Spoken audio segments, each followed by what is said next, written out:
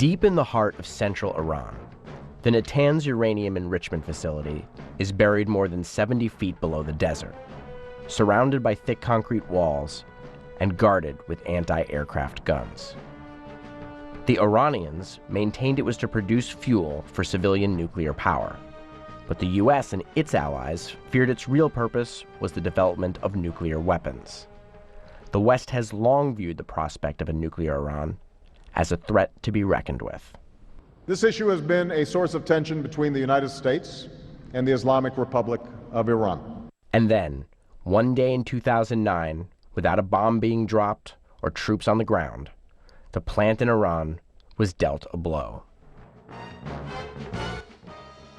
A silent agent carried out a seemingly impossible act of sabotage at the Natanz facility.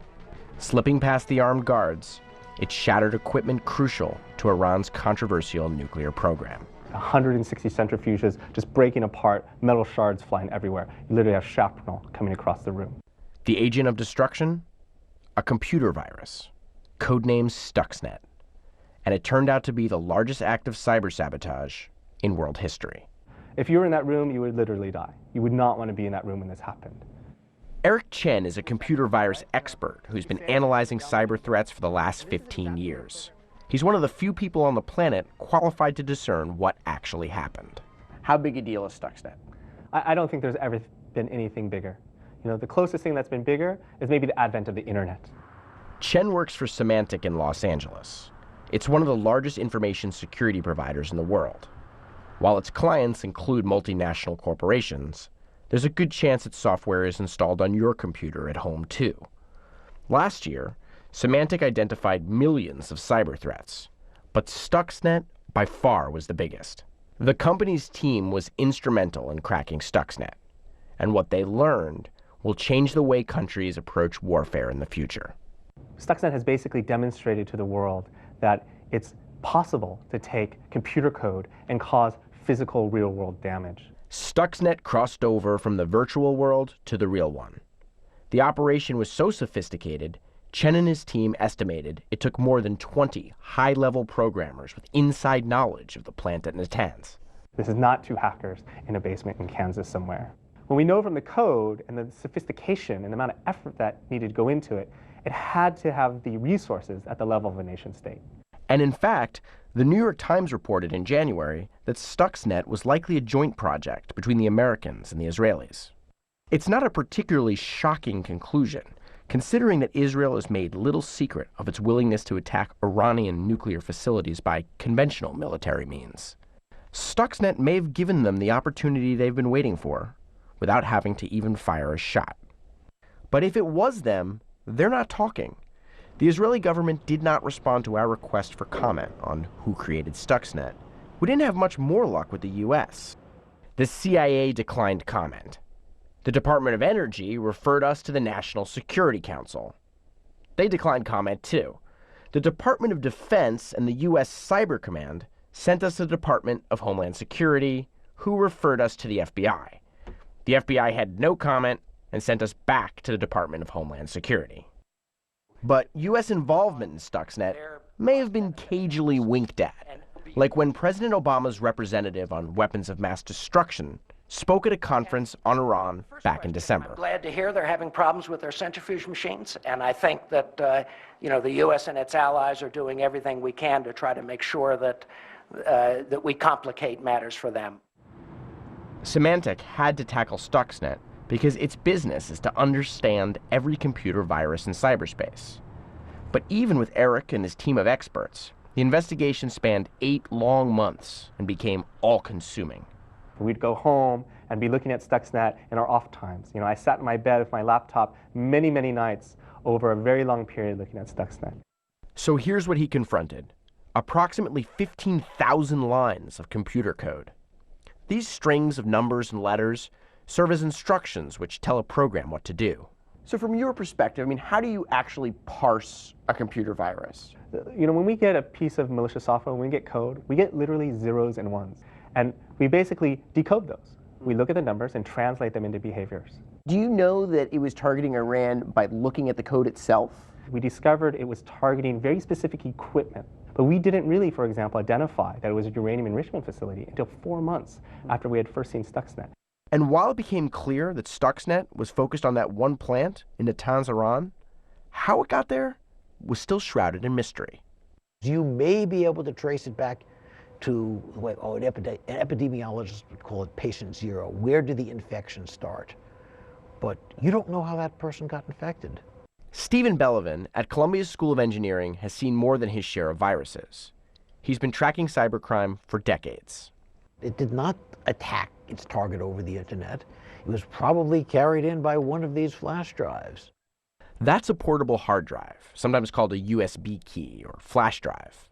The dominant theory is that Stuxnet started on drives like these. Spies on the ground planted them in key areas, maybe even spots like a parking lot, places where people who worked at Natanz or people who worked with people who worked at Natanz might find them. Someone picks it up and says, oh, cool, I have a new flash drive, let me use it. When you do that with a Stuxnet one, it infects your computer. So let's take a closer look at how the virus actually works. For our purposes, let's picture Stuxnet as a kind of super saboteur. He starts on a USB drive. It's big for a virus, but still a file so tiny that it's smaller than even one of your family photos or MP3s. And as soon as he's plugged into any computer, he actually makes a copy of himself. He jumps off the key onto that computer. So you literally plug in a USB key for a couple of seconds, unplug it, and now that computer is infected. He gets into any Windows operating system, just like the one that's probably running on your computer now. And he enters undetected. You wouldn't even know that Stuxnet had jumped into your machine because he sneaks in using something called a digital signature. Imagine an ID card with your picture on it and your name. And using this ID card, the code can say, I came from Microsoft, and I haven't been tampered with, and you can trust I'm from Microsoft. But what Stuxnet did was it stole some of those identity certificates from 2 different companies and basically signed its own software with those certificates. So when that software came onto the computer, Windows said, oh, this looks legitimate. You come from a trusted vendor, and allowed Stuxnet to run. Now, once Stuxnet is loaded into a computer, it starts looking for ways to spread, ways out. Let's call them doors. It can spread in one of several different ways. It can look for other flash drives. It can spread to your file server. It can spread to a print spooler if you're sharing a printer with other people. So Stuxnet can get around pretty well that way, but don't worry. He's not interested in breaking home computers. It's a carrier. Think Typhoid Mary. She carried the typhoid germ. She wasn't sick from it. That's what your home computer would be like. It wouldn't slow it down. It might try to infect other computers, but it's not going to do any damage to your computer. Remember, the only computer Stuxnet's really interested in breaking is that one in Natanz. He's basically looking for something very particular. It's basically a mini computer that's running factory automation. Stuxnet checks door after door, looking for that one specific computer that's so vital for the plant's operation. And this is the exact same model that would have been running in the facility that Stuxnet targeted. But this thing is smaller than a toaster. Yeah, I was actually surprised when I got it. I had never seen it. Believe it or not, you can just buy one online, which Chen and his team did when they were trying to get to the bottom of Stuxnet. It may not look like much, but this little module actually controls those centrifuges that are spinning up nuclear fuel. And when Stuxnet finally finds it, it begins unleashing destruction. Now, the centrifuges are already spinning near the speed of sound, but Stuxnet starts turning them even faster. Well, you're spinning the centrifuge twice as fast as it's supposed to go.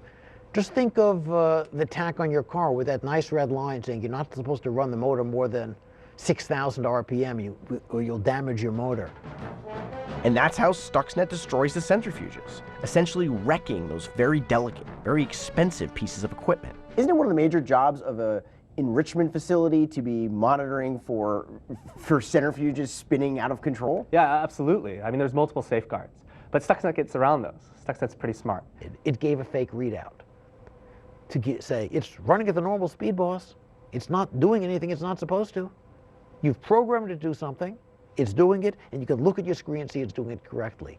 And unknown to you, the motor is spinning twice as fast and damaging your centrifuge.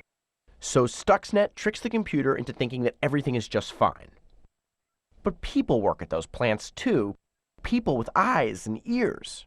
The noise alone would be very abnormal, be extremely loud. And there'd be someone in the control room who would literally hear something going wrong. And they have a big red button, literally, to shut down the system. And Stuxnet would hijack that. So they would hit that big red button, Stuxnet would go, sorry, I'm running, and totally ignore the fact that the shutdown sequence has been initiated.